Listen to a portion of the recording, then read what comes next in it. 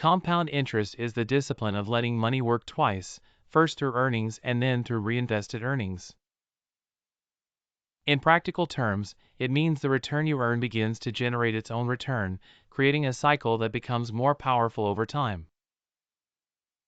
At the start, the effect may appear modest. A small balance grows a little each period, and the additional gains can seem unremarkable.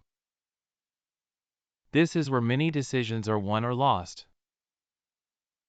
Investors who expect dramatic short-term results often underestimate the value of consistency, while those who stay committed understand that the early years are about building the base. The real advantage emerges when time is added to the equation.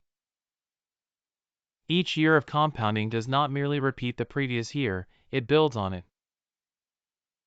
The growth curve accelerates, and what once looked slow can eventually become substantial. This is why long-term wealth creation depends less on timing the market and more on remaining invested, disciplined, and patient.